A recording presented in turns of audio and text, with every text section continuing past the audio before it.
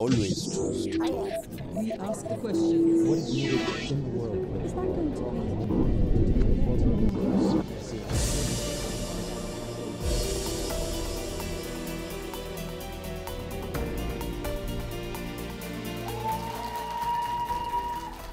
Po važnosti treću poziciju u UN-u Helen Clark obavlja od 2009.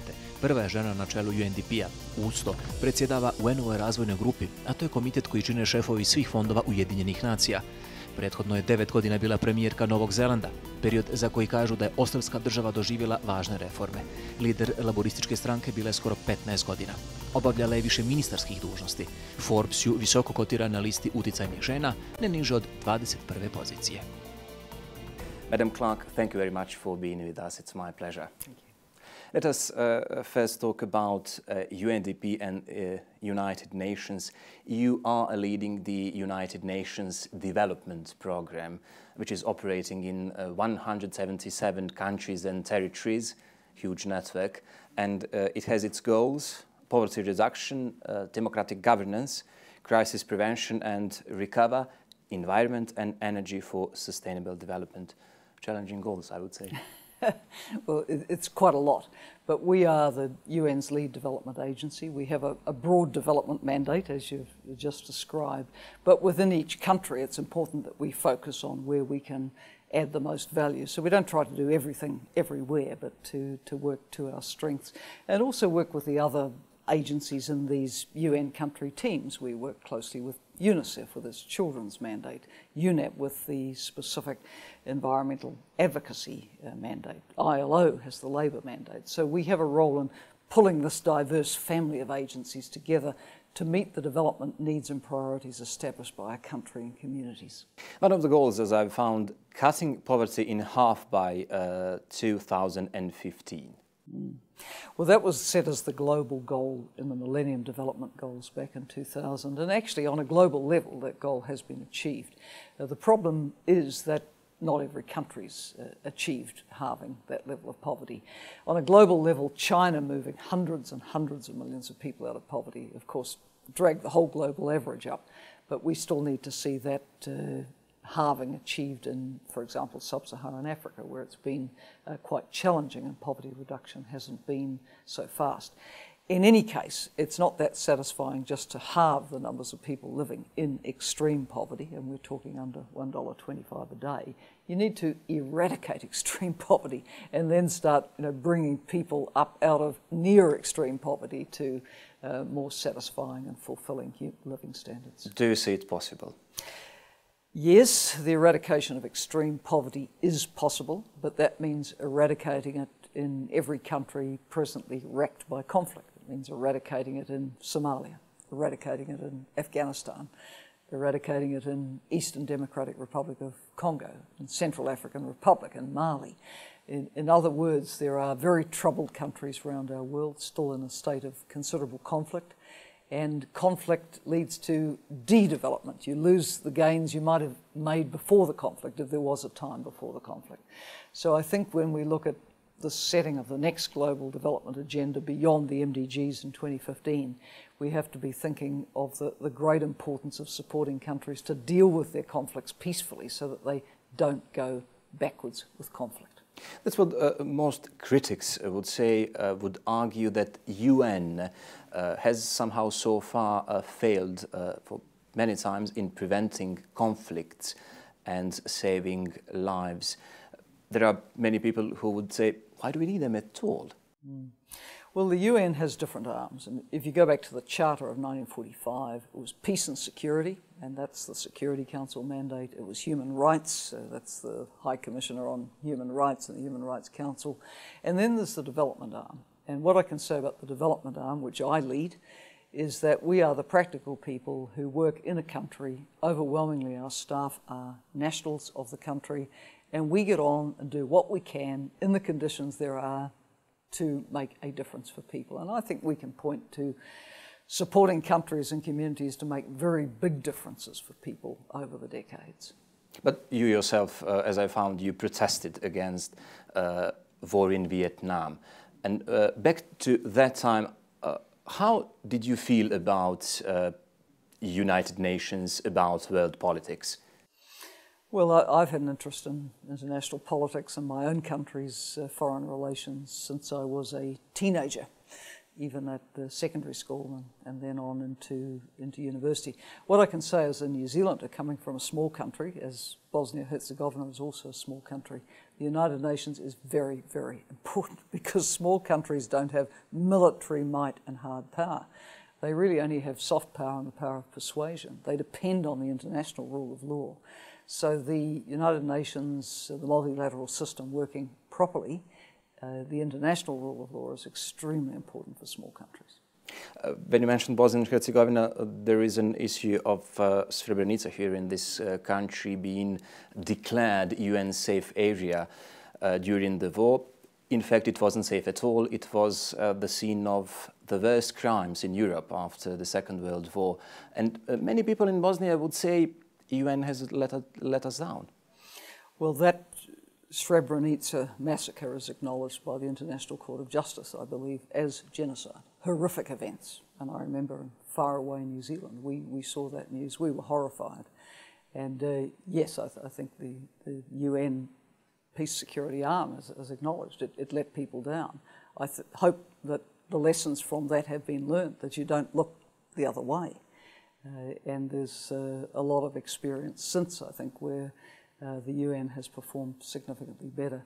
But from the point of view of UNDP and the development arm of the system, our job is to try to support communities to recover from that. And there's still, obviously, legacy of war in this country. There's the legacy of the mine clearance, which is by no means completed.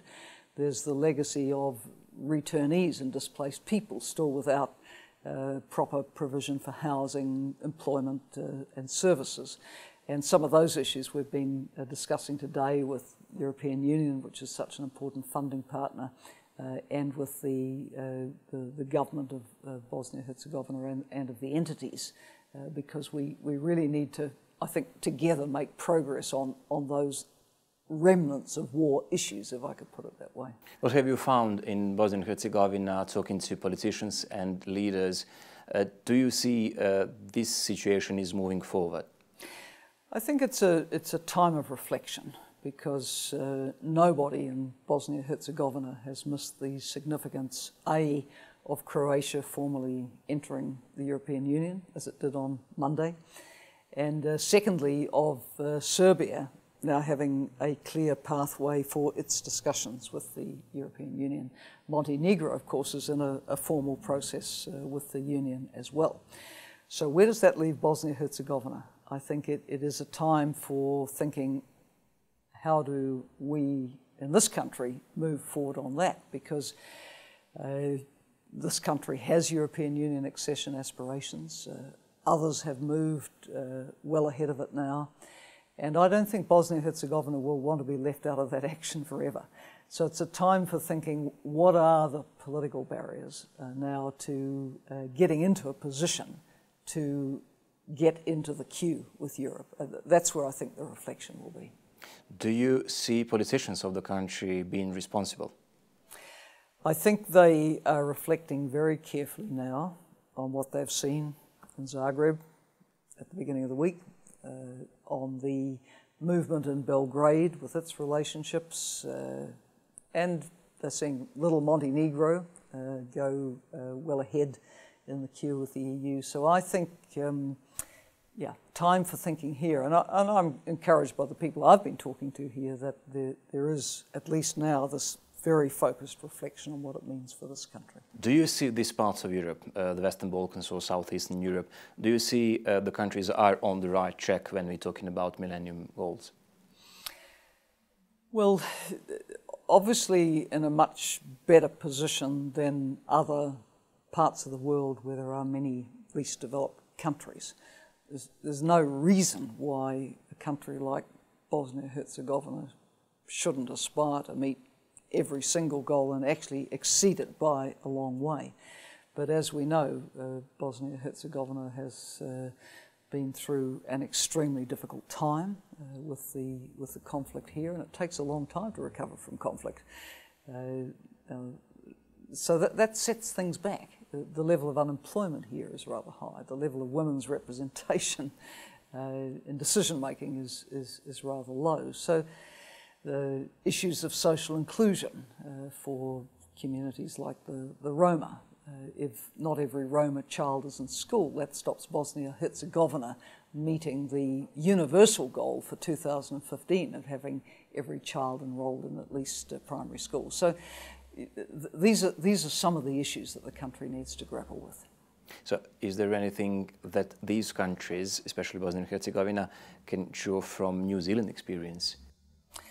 Well, I'd like to think that New Zealand, as a small and not uncomplicated country of 4.2 to 4.3 million people, does have some things it could share.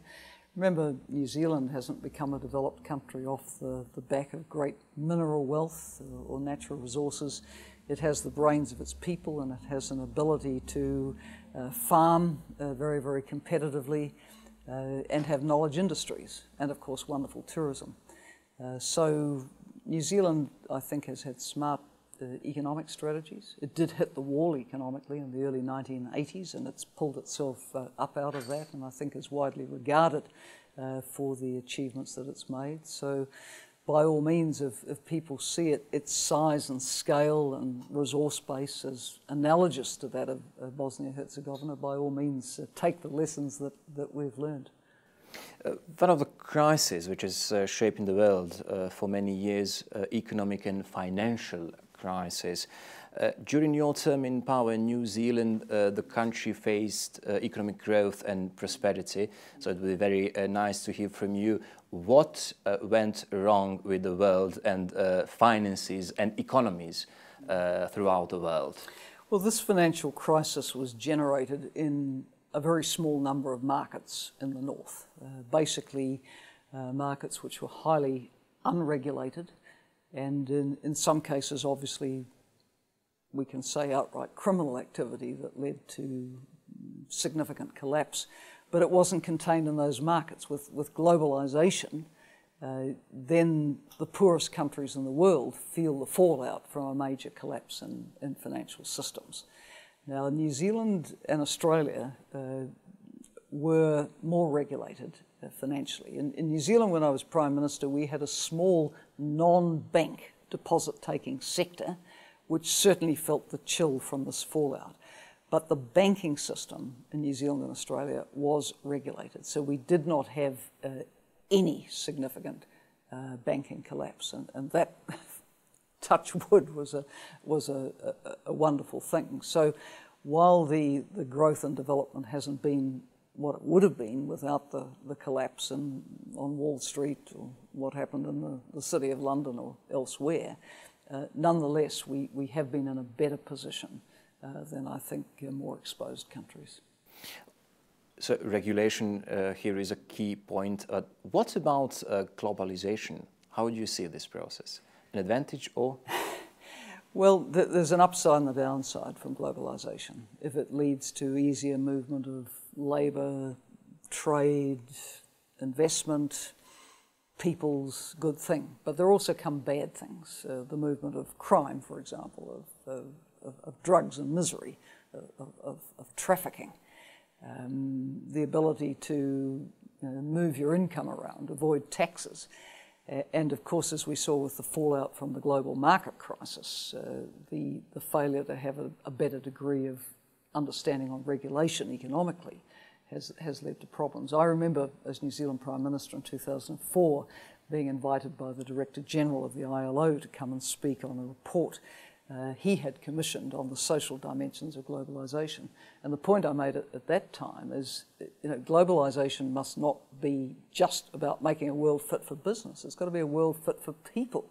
We have to, in our global thinking and regimes, think about how to sustain development, security, support human well-being. Otherwise, business will fail as well. What I find very interesting now is that a topic like inequality is preoccupying global business leaders at the big forums like Davos.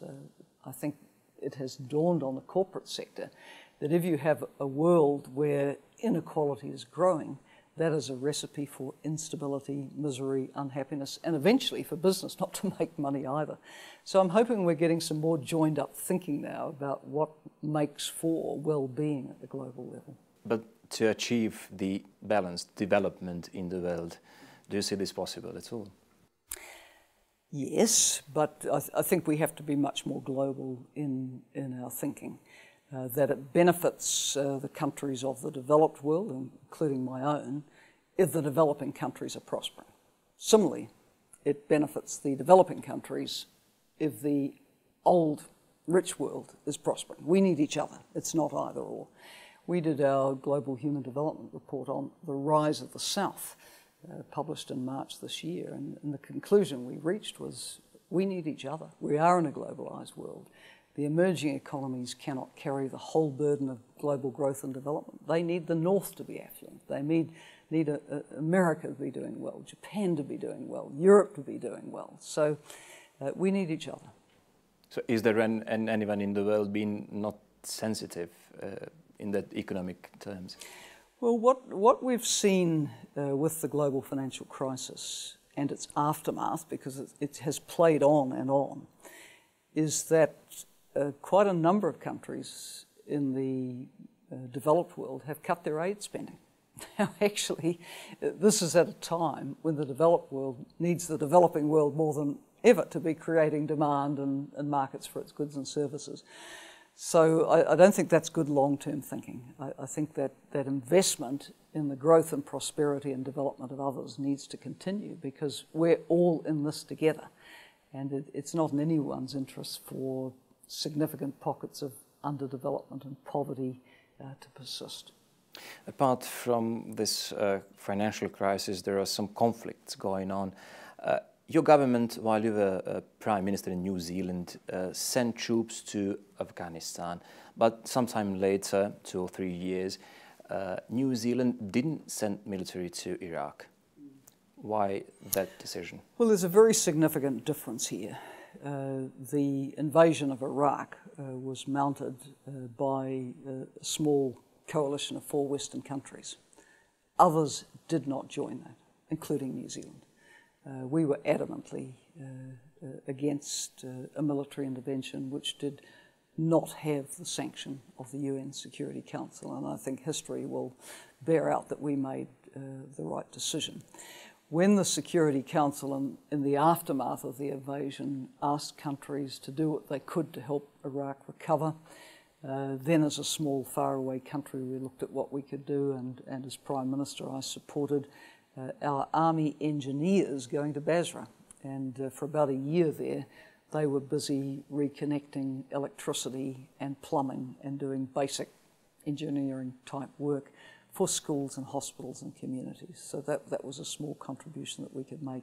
In the case of Afghanistan, we sent, actually to this day, although soon to end, a provincial reconstruction team. And again, that was not designed as a fighting force. It was designed to support if you like, the government authorities to establish peace and order. We had small special force deployments during my time as Prime Minister earlier on, and there have been some since I left. But in essence, we saw the international legal environment around Afghanistan as significantly different from that in Iraq. There can be a widespread notion then that if a certain world power, I'll say a world power, is ready to wage war against another country, there is nothing the rest of the world or any other country can do to stop the war. Well, going back to my point about New Zealand as a small country, really strongly believing in international rule of law, I think that we need institutions that can uphold that. And the UN Security Council is that institution. It should not, in my view, be flouted. It shouldn't be gone around because it sets a forum in which the international community can have decisions made. And if it's not backing something, then the chances are that this has problems. But they have been avoided many times. They have been gone around, that is correct. Do you see that foreign military operation in Syria is inevitable? Well, I mean, in a sense, different sides are being supported and financed by different people. But the UN Secretary General has constantly called for a political settlement. He has spoken out against the arming of the factions. And we have strongly supported Lakhdar Brahimi and his efforts as a joint envoy of the Arab League and the United Nations to try to effect a political dialogue and settlement. Now, that's obviously not very easy when you have a raging conflict which has now taken the lives of an estimated 93,000 people and rising, and with a huge refugee outflow to neighbouring countries. And we're now, obviously, as UNDP, as development agency, looking at how we support host communities in Lebanon and Jordan, because the strain is very, very great on these communities. But from the United Nations point of view, United Nations organisations, we want a political settlement. We want the killing to stop. And what about UN reaction to Syria? Is it fair, just, balanced? I don't think you can fault the Secretary-General's leadership on this. He has constantly called for dialogue, for a political settlement, for an end to the conflict. We're all appalled by the violence. You are the first elected female Prime Minister of New Zealand. The lady before you, Jenny Shipley, took office in mid-term party leadership in your country. During your term, many women held important posts in your country. And how important is this for development of your country or any other country? I think it's extremely important, because if you cut out half of the population from fair representation and in decision-making and leadership, then you are underselling your country. You're under-exploiting the potential of your country. So yes, we have in New Zealand seen women occupy every single one of the commanding heights of power in the corporate world, the public world, the mayoralties of the big cities, let alone central government and the parliament. And I think there's a very powerful message in that to the young girls and young women growing up in New Zealand, which is you can aspire to go all the way. If you are the best, you will get there. Your gender won't be held against you. I think that's a very powerful message. Back to this region, Western Balkans, not many women occupy high positions in politics. What do you say to encourage them to run for better positions? Well, sometimes politics has a very bad name in countries. People associate it with wheeling and dealing. Sometimes they associate it with corruption. Sometimes they say, I just don't want to go near that. But if people of goodwill and integrity don't go near it, then it's never going to improve. So what I would say to women, and indeed to men of goodwill, is don't ever sit around moaning. Make yourself part of the change you want your country to be. Opt in, don't opt out, and make sure that government speaks to and speaks for the people that you represent. Make it responsive, make it accountable, make it honest. You can play a part in that. Can we see in the future the first female Secretary General of the United Nations? I hope we will. I hope we'll see the first female President of the United States, Russia, China, other great powers. Truly, there are still some citadels for women to storm around our world. Yes, we've seen women's leadership in New Zealand. We've seen women Prime Minister in Britain. We've seen women Prime Ministers and leaders through the Indian subcontinent in Latin America. But there's still some hills to climb. But what about United Nations? Do you have plans to run for the Office of Secretary General? I don't have any such plans. What I do aim to do is do what I do well, and that's leading the UN development system, which I also think is the best job in the UN. It doesn't have all the headaches of the peace and security arm. and you can always find practical things to do which will make life better for people. And as a complement to that, you have many awards and honors. Magazine Forbes ranked you 20th, 21st most powerful woman in the world. And how important is this for your work? Well, I think it is important because it says that UNDP is a worthwhile institution to work with and for and to lead. And I think what's interesting about the Forbes list is that it takes this broad view of leadership. Yes, it ranks Chancellor Merkel right up there as head of a large economy, a successful country, but it's also looking at soft leadership. And as leader of UNDP, you don't have military might, you don't have great economic power, but you have thought leadership, and you have a network of very committed people in every developing country on earth who are working to make a difference. So you can, by your actions and by your advocacy, make a difference. And one more question. New Zealand Republic, as I found somewhere, is it inevitable that New Zealand is going to become a republic, or there are many people, or most of them, who would like to keep a British Queen as a head of state? My view is it is inevitable, but not necessarily likely to happen anytime soon. And one of the reasons is because New Zealanders actually don't really spend very much time even thinking about it. As far as they're concerned, they have a government, the government led by the Prime Minister. That's who they see as the leader of the country, and in reality it is. There is a Governor-General who is appointed by the government of the day, who performs the ceremonial functions. And very occasionally, in my lifetime, the Queen has visited New Zealand, and people like to see her, but life goes on in the intervening period. Madam Clark, thank you very much for your time. Thank you. Poštovani gledalci, vama hvala na pažnji. Gošća Al Jazeere bila je čelnica razvojnog programa Ujedinjenih nacija, gospođa Helen Clark. Ovu emisiju možete pronaći na portalu aljazeera.net/Balkans. Hvala vam na pažnji.